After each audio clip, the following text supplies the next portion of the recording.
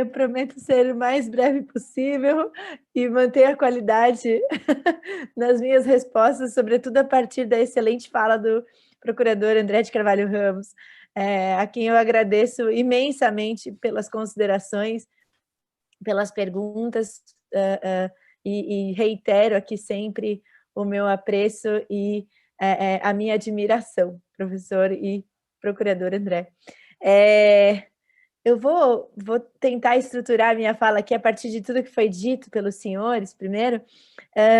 De fato, né, nós temos um problema muito grave, realmente, de conexão desse capital, né, porque, como o procurador Leonardo muito bem mencionou, né, ali há uma situação que é o capital que nos traz esse problema. Nós temos uma situação em que estados desenvolvidos investem, né, em estados em desenvolvimento, e nós vemos aqui dois pesos e duas medidas, porque se nós partirmos para os investimentos estrangeiros diretos, né, para uma lógica em que as empresas, por exemplo, que investem em estados, né, elas podem demandar, por exemplo, estados sob a perspectiva da arbitragem internacional, elas podem, ali, as sedes das empresas podem entrar com essas ações contra os estados quando as suas subsidiárias sofrem, sofrem entre aspas, óbvio, né? Sofrem algum tipo de abalo econômico nos estados em que investem. Agora, as vítimas não podem demandar a sede de uma empresa, né? Porque nós temos regras de jurisdição aí que são conflitantes, e interpretações jurisprudenciais que são conflitantes também, e aqui, quando eu, na minha obra, mencionei o caso Vedanta, né, no Reino Unido, eu disse que foi um posicionamento interessante da justiça britânica, mas que nós vivemos realmente em uma situação de avanços e retrocessos. O caso Kiobel, por exemplo, nos Estados Unidos, é uma espécie de retrocesso, né? O caso Nevsun, no Canadá, recentemente decidido sob a perspectiva de jurisdição, ele é um avanço, né? O reconhecimento da jurisdição canadense, ali no caso Nevsun. Então, nós temos, nos casos ali de jurisdição de estados que seguem o regime jurídico da common law, nós temos claramente uma perspectiva que não tem padronização, né? Então, há avanços e há retrocessos. O próprio caso mencionado pelo procurador, recentemente, em que as próprias vítimas daqui do Brasil buscaram, né, as cortes britânicas e não tiveram sucesso, e a decisão foi realmente bastante frustrante, elas demonstram essa falta de padronização. Então, acho que é importante também deixar muito claro esse aspecto aqui. Em relação à fala do procurador André de Carvalho Ramos, de fato, né, quando o senhor menciona o tratado, eu não nego a possibilidade de termos um tratado, eu não excluo as possibilidades. Então, eu realmente acredito. Os princípios orientadores da ONU sobre empresas e direitos humanos, eles são, como o próprio John Ruggie dizia, o fim do começo. A partir desses pressupostos, nós devemos observar os principais aspectos relacionados aos pilares. Tanto devemos que agora, né, nessa nova campanha da Organização das Nações Unidas, e o UNGPs Plus 10, né, os princípios orientadores mais 10, os principais pilares que são aí objeto de discussão são os pilares 1 e 3. Então, dever dos estados de proteger e dever dos estados de reparar. E, obviamente, a discussão sobre um tratado entra, né, nesse dever de reparação. Eu não sou contra as negociações para um tratado e acredito que eles possam e devam conviver. Na minha obra, o que eu digo, em especial em relação ao tratado, ele é necessário, ele é mais do que necessário, mas as vítimas que morrem enquanto ele é negociado também precisam de reparação. Então, o que eu tento fazer, a partir da teoria, é justamente buscar algum tipo de saída enquanto o tratado não entra em vigor no plano internacional, enquanto o tratado é discutido, enquanto os estados ainda precisam criar essa cultura de proteção e respeitá-lo e interpretá-lo de maneira internacional. Então, eu acredito que as demandas das vítimas também são urgentes, e elas não podem esperar nós termos um tratado consolidado. Então, por isso que também trago umas perspectivas sob o ponto de vista interno dos estados. Não nego o tratado, de maneira alguma, pelo contrário. Inclusive, deixo aqui muito claro, nesse processo de negociações para o tratado, a própria União Europeia e Estados Unidos, como o senhor muito bem mencionou, também, né, China também, Canadá, alguns estados ali do norte global, então, também fazendo aqui essa crítica a partir da fala do senhor procurador Leonardo, que esses estados simplesmente não estão ali participando de maneira ativa nas mesas de negociação. E tanto não estão que nos últimos poucos anos, um outro tema ganhou muita força no cenário internacional. Mas a partir do segundo pilar agora, né, da voluntariedade, que é a sigla ESG.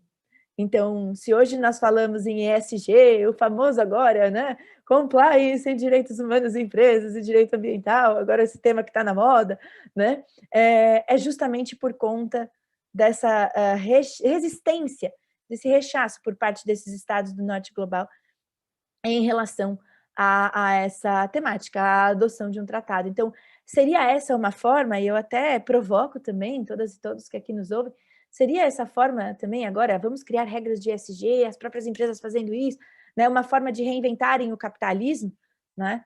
E, sob o ponto de vista, principalmente, de grandes aí fundos de investimento, e agora pensando em direitos, né, e pensando em investimentos estrangeiros, em investimentos mesmo no mercado financeiro, sobretudo, né, grandes assets do mercado financeiro global, hoje estão aderindo a esse tema e outras empresas estão também, e de outros setores também têm falado cada vez mais, né, no ESG. E sob essa perspectiva, principalmente no mercado financeiro, né, essa reinvenção também não foi por acaso, né? Ela existe porque hoje as gerações mais jovens de investidores buscam investir em empresas que sejam mais sustentáveis. Há dados que trazem isso. Ainda é um número minúsculo, né? É um grão de areia no oceano, né? De investidores. Afinal, num planeta tão desigual como o nosso, quem são os investidores perto das vítimas? Mas, infelizmente, é esse mundo, é esse grão de areia no oceano que comanda o nosso planeta. Então, eu também olho aí por esse paradoxo dessa maneira. Esse é um paradoxo, né? Que é a pergunta de $1 milhão, e aqui a gente falando em mercado financeiro, acho que fez algum sentido, né? Mas, saindo um pouco aqui desse comentário e indo para as respostas, eu prometo que eu não vou me alongar mais, procurador Leonardo, já peço desculpas se me alonguei além do devido, né? Realmente, nós temos muitos dilemas, e sob a perspectiva do litígio estratégico, eu acredito muito no litígio estratégico como uma forma de responsabilização, eu coloco isso também na minha obra, né? Então trago também essa possibilidade. Eu acredito, um dos desafios, inclusive, nós conversamos sobre isso ontem, no Congresso sobre Direitos Humanos e Empresas que organizei na Universidade Presbiteriana Mackenzie, um dos pontos que nós debatemos ontem nesse futuro, né, da temática, era certamente o repensar as estruturas dos sistemas regionais de proteção para que também tivessem esse olhar mais aprofundado sobre direitos humanos e empresas. Então, o senhor procurador André de Carvalho Ramos mencionou o caso da fábrica de fogos, né? Um caso que ocorreu em 1998, então, para nós observarmos um pouco, né? Será que essas condições de 98 para cá foram alteradas, elas foram modificadas? As condições também de trabalho, né, de trabalho dessas pessoas, ou de submissão, às vezes até mesmo de crianças ali, a uma situação de trabalho degradante. Então, aqui nós também precisamos observar as próprias, não somente mudanças legislativas, mas mudanças comportamentais do Estado brasileiro. Se a gente pega o caso Fazenda Brasil Verde também, por exemplo, versus Brasil, né, pelos sistemas regionais de proteção aos direitos humanos. E, obviamente, esse gap temporal, ele também nos prejudica em certa medida. Então, nós precisamos revisar e rever essa atuação dos sistemas regionais de proteção. Claro que cada um ali, cada qual com as suas críticas, né? Então, no sistema europeu, a gente tem agora a crítica ao protocolo 15, por exemplo, né? Mas aqui, pensando em sistema interamericano, por exemplo, certamente uma revisão dos pressupostos, né, das próprias regras da Corte Interamericana de Direitos Humanos seriam, do regulamento, do regimento interno, seriam importantíssimas para acompanhar mais essas demandas, porque no final do dia o que vemos muitas vezes é estados muitas vezes são responsabilizados, mas eles atuam em conluio com empresas, eles têm um investimento estrangeiro direto, um tratado bilateral, por exemplo, de investimento estrangeiro direto, o qual eles têm de respeitar. Então, muitas vezes, o sistema regional de proteção, ele fica ali também de mãos atadas diante das suas regras de jurisdição mesmo, né? Mas eu acredito muito, sim, no litígio estratégico, acredito nessa mudança de regras. No caso do Ministério Público Federal, infelizmente, pelas regras, nós veríamos apenas a possibilidade de ingresso como amicus curiae no momento, mas será que poderíamos fazer uma alteração também, né, desse próprio regimento interno? Fico aqui pensando, seria possível? Eu acredito em processos de reforma, como o próprio senhor mencionou. Se o próprio sistema interamericano, a própria Corte Interamericana foi criada em um momento de ditaduras na América Latina, né, em que havia aquela busca pela luta contra o comunismo e uma bipolaridade oriunda da Guerra Fria, né, por que será que nós não podemos agora também repensar esses modelos e repensar essas estruturas? Então, eu acredito nesse também como um desafio futuro, né, para os sistemas regionais de proteção, no caso de litígio estratégico, acho fundamental, inclusive. E, sobretudo, falo muito isso também quando nós trabalhamos hoje a temática do ESG, eu discuto muito isso, né? Será que esse vai ser o próximo tema de litígio estratégico? Né? Será que a gente vai também ir por esse caminho agora? Né? Mas não tem regra, é voluntário, e aí? Né? Para onde vamos agora nesse caminhar? Né? Em relação aqui aos consumidores, né, eu acredito que a falta de conhecimento muitas vezes nos leva a não ter este olhar mais cuidadoso. Nem sempre podemos, né? Por exemplo, o computador que eu uso, eu tenho certeza de que foi ali produzido com minérios que foram obtidos por meio de trabalho escravo de crianças no Congo, né? E provavelmente os aparelhos eletrônicos de todas e todos vocês também, né? Mas nós precisamos dele agora. Como é que nós vamos reverter essa lógica? Conhecendo que isso acontece, repensando e cobrando, né? Ali, até mesmo sob uma perspectiva de acionistas, né? Creio eu também que seria uma das possibilidades. De novo, é um grão de areia no oceano, mas eu acredito que são muitos desses grãos que formam aí aquele solo, né, que a gente necessita. Ou muitas gotas que formam o próprio oceano, como nós falamos sobre isso também no congresso ontem. Mas eu creio que até para chegar aqui à conclusão da minha fala, né, nós precisamos alterar as estruturas. Então, nós não podemos observar a discussão de direitos humanos em empresas com 2 pesos e 2 medidas. A lógica do capital, ela tem ali uma espécie de possibilidade de responsabilização, né? E como eu disse no início, em que sedes das empresas, as controladoras, elas têm esse poder ali de acionar, né, quem quer que seja, onde quer que seja, né, seguindo uma perspectiva que foi estabelecida até mesmo pelo próprio direito internacional privado, que surgiu do comércio, né, em certa medida, a autonomia da vontade, aquela liberdade toda que não era regulada, né? Lex Mercatória, por exemplo, funciona super bem, né? A gente vê ali conjunto de soft law, hard law, que funciona super bem. Agora, quando eu vou falar em direitos humanos em empresas, não, é soft law, não vai poder, é hard law. Então, a ideia seria a gente observar isso sob um olhar muito mais holístico e não ter 2 pesos e 2 medidas, um para o capital e um para as vítimas, né? Então, essa base estrutural, ela é fundamental aqui, eu acredito muito nisso também. Rever isso, a partir de um olhar das nossas dificuldades também, é essencial, né? Nós aqui, como brasileiras, brasileiros, sul-americanos, latino-americanos, precisamos ver as dificuldades da nossa realidade com um olhar crítico, né? Esse olhar dessa teoria mais crítica também do direito internacional e de outras disciplinas, mas para conseguir repensar esses mecanismos já existentes. Eu até com isso faço um comentário de uma consulta regional que teve recentemente do grupo de trabalho da ONU sobre empresas e direitos humanos na América Latina, em que eles estavam falando justamente sobre a perspectiva de investimentos. E o Surya Deva, que é um grande representante do tema de direitos humanos e empresas no mundo, né, e é um dos membros do grupo de trabalho, do Working Group, ele fez uma pergunta para nós nessa consulta regional, que foi a seguinte: será que nós precisamos acabar com tudo e começar do zero? Ou a gente pode rever o que já existe com um olhar diferenciado? Né? Algumas pessoas responderam, não, acaba com tudo, vamos revolucionar tudo, né? E outras disseram, e se a gente trouxer um olhar também das vítimas, né? E repensar esses 2 pesos e essas 2 medidas, né? Então, isso que foi também debatido nesse evento, e o próprio Surya ali, né, mediando e fazendo essa pergunta, que também, mais uma vez, é a pergunta de $1 milhão aqui.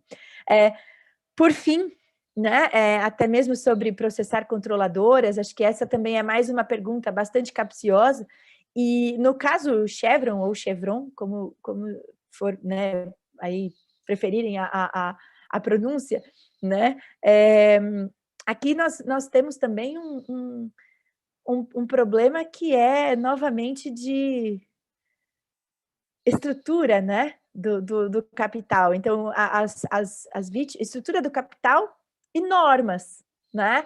Então, no caso o Chevron, por exemplo, a própria a empresa ali, ela tinha uma subsidiária em território nacional e as nossas próprias regras proibiam isso.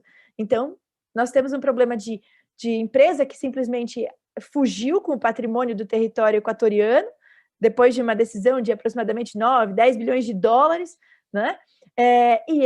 Essas vítimas, elas, então, se ficaram presas ali, né, nessas regras de jurisdição que são bastante rigorosas, e que o Brasil tem as suas regras de jurisdição, não aceitou que uma subsidiária fosse responsabilizada por um ato de uma outra subsidiária e que deveriam, então, demandar a própria sede, o que foi feito também não teve sucesso. Então, eu me questiono aqui se nesse caso, né, nesse último caso mencionado pelo senhor, se poderíamos processar as controladoras, ou mesmo perguntas que vêm do tipo, podemos processar os acionistas, né? Creio eu que essa também seja uma dúvida muito, os demais acionistas, que seja uma dúvida muito comum, né? Sob essa perspectiva, eu particularmente acho que nós precisamos nos valer de situações ali de litígio estratégico, mas também, né, não só em cortes regionais, mas também ali pensando numa busca de jurisdição mesmo competente, se possível nesse momento, enquanto não vem um tratado, né? Mas também creio eu que é ter um olhar ali de reversão dessa lógica. E vou além e reforço o meu argumento aqui, de compreensão por parte das autoridades judiciárias de interpretação dessa norma a partir de um olhar de centralidade do sofrimento das vítimas, né? Isso não foi expressamente mencionado pela justiça britânica no caso Nevson, mas dá para perceber a partir da decisão do Canadá, ali que admitiu a jurisdição canadense como competente, depois houve acordo, só para atualizá-lo, mas, claro, né, a empresa preferiu fazer um acordo, né? Mas aqui eu vejo que essa interpretação por parte das autoridades judiciárias foi positiva, no sentido de olhar para essa dificuldade que as vítimas teriam de buscar outra jurisdição, da centralidade do sofrimento delas e de um olhar para os direitos humanos das empresas. Por que não podemos, então, capacitar os nossos magistrados e magistradas e também o nosso sistema de justiça, repensar o nosso sistema de justiça para essa finalidade? Eu peço desculpas por ter ultrapassado o tempo, mas espero ter respondido todas as perguntas à altura também, porque as perguntas foram muito bem formuladas e muito bem pontuadas pelo procurador. Muito obrigada.